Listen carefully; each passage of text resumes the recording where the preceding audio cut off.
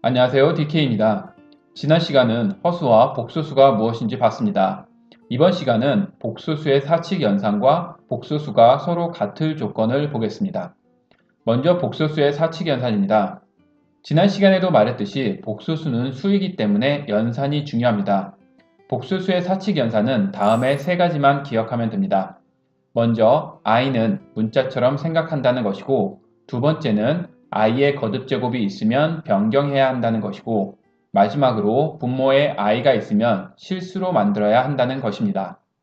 사칙 연산을 하나씩 보면서 이것을 확인해 보겠습니다. 먼저 덧셈의 경우입니다. a 플러스 bi와 c 플러스 di를 더하는 경우를 생각해 보겠습니다. 만약 a 플러스 bx와 c 플러스 dx를 더하는 경우 어떻게 계산하나요? 상수항인 a와 c를 더하고 1차항의 개수인 b와 d를 더한 후 여기에 x를 곱해주겠죠. 이것은 x가 문자이기 때문입니다.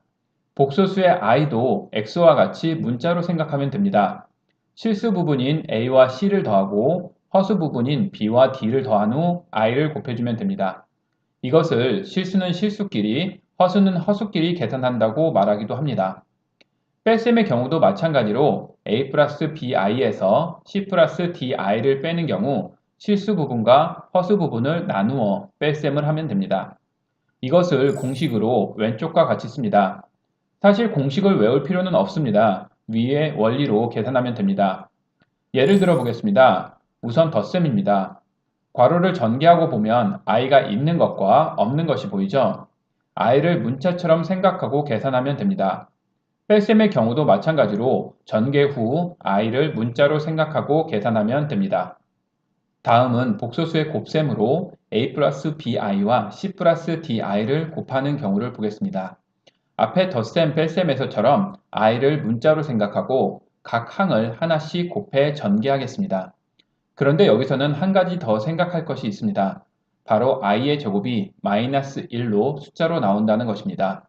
i의 제곱이 마이너스 1인 것을 알면서 i의 제곱을 놔둘 필요가 없죠. 그래서 이 식에서 i의 제곱을 마이너스 1로 바꿔 다시 써줍니다. 이제 실수 부분과 허수 부분을 묶어주면 다음과 같이 됩니다. 복소수의 곱셈에서 꼭 i의 제곱만 나오는 것은 아니겠죠. i의 거듭제곱이 나오면 전 시간에서 본 i의 거듭제곱 결과를 이용하면 결국 i의 2차 이상은 남아있을 이유가 없습니다. 복소수의 곱셈에 대한 공식은 다음과 같이 써줍니다. 여기서도 공식을 외우는 것보다 원리를 알고 계산하면 됩니다. 다음에 예를 보도록 하겠습니다. 우선 식을 전개하였습니다. 이제 i제곱을 마이너스 1로 변경합니다. 그러면 마이너스 2i제곱이 플러스 2가 되죠. 이제 실수는 실수끼리, 허수는 허수끼리 계산하면 답이 나옵니다. 이제 복소수의 나눗셈을 보겠습니다. 그런데 복소수의 나눗셈은 다음 두 가지 경우로 나눠봐야 합니다. a 플러스 bi를 순허수인 ci로 나누는 경우와 c 플러스 di로 나누는 경우입니다.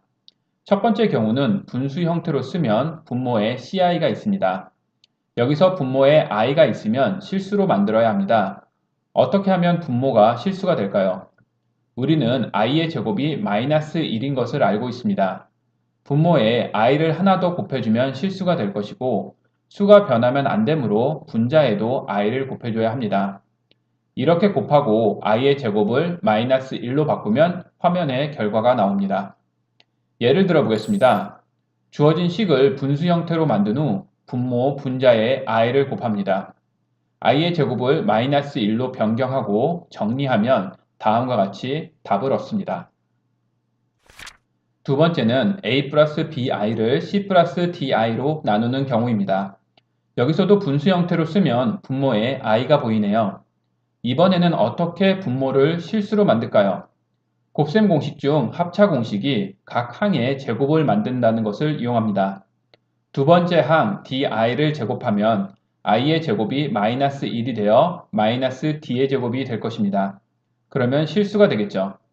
따라서 분모 분자에 c-di를 곱해주고 분모의 i제곱을 마이너스 1로 변경하면 분모가 실수가 되는 것을 볼 수 있습니다.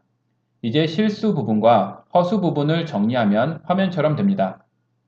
이것을 공식으로 쓰면 다음과 같지만 역시 외울 필요는 없습니다. 원리만 알고 있으면 됩니다. 예를 들어 다음의 경우를 보도록 하겠습니다. 주어진 식을 분수 형태로 만든 후 분모를 실수로 만들기 위해 e-i를 분모 분자에 곱해줍니다. 곱한 결과에 i제곱을 -1로 변형하고 정리하면 답을 얻습니다. 지금까지 복소수의 사칙 연산을 봤는데요. 공식을 외우기보다 처음에 말한 세 가지, 즉 i는 문자처럼 생각한다는 것, i의 거듭제곱이 있으면 변경하는 것, 분모에 i가 있으면 실수로 만드는 것을 잘 기억하면 됩니다. 이제 복소수가 서로 같을 조건을 보겠습니다. 예전에는 이것을 복소수 상등의 조건이라 했는데 상등을 서로 같으리라고 한글로 풀어줬네요. 아무튼 a 플러스 bi와 c 플러스 di가 서로 같을 조건은 어떻게 될까요? 다들 쉽게 생각할 수 있죠? a는 c이고 b는 d죠. 바로 이렇게 대답하면 안 됩니다. 위의 질문에는 조건이 하나 빠졌습니다. a, b, c, d가 실수라는 조건이 없으면 위의 식은 성립하지 않습니다. 예를 들어 a 플러스 bi가 3 플러스 2i와 같은 a와 b를 찾는데 a, b가 실수라는 조건이 없으면 a는 3 플러스 2i이고 b는 0이어도 성립합니다. a, b가 실수라는 조건이 있어야 a는 3만 가능하고 b는 2만 가능합니다. 장난 같지만 아주 중요한 것입니다. 다시 한번 정리해서 보면 a, b, c, d가 실수일 때 a 플러스 bi와 c 플러스 di가 서로 같을 조건은 a는 c이고 b는 d입니다. 특히 a 플러스 bi가 0이 성립하려면 a는 0이고 b도 0입니다. 우리는 등호를 두고 좌변과 우변이 서로 같을 조건을 세 가지 배웁니다. 하나는 오늘 배우는 복소수가 서로 같을 조건이고 또 하나는 무리수가 서로 같을 조건입니다. 마지막으로 항등식입니다. 복소수에서 실수 부분, 허수 부분이 서로 같은 것처럼 무리수에서는 유리수 부분, 무리수 부분이 서로 같고 항등식에서는 같은 차수의 항의 개수가 같습니다. 그런데 이것이 성립하려면 조건이 필요합니다.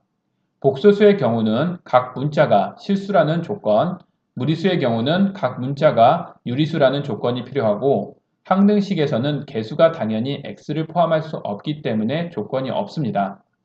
이러한 조건을 두는 이유는 각 항들, 예를 들어 복소수에서 실수 부분과 허수 부분을 독립적으로 만들기 위해서입니다. 독립적이라는 것을 다른 말로 실수 부분이 아무리 변화하여도 허수 부분에 영향을 주지 않고 반대의 경우도 영향이 없는 것입니다. 따라서 실수는 실수끼리 같아야 하고 허수는 허수끼리 같은 것입니다. 이렇게 각 항을 독립적으로 만들어야 한다는 개념을 잘 이해한다면 위의 조건들이 필요하다는 것을 쉽게 받아들이고 유사한 경우도 응용해서 풀 수 있을 것입니다. 오늘은 복소수의 사칙 연산과 복소수가 서로 같을 조건을 봤는데요.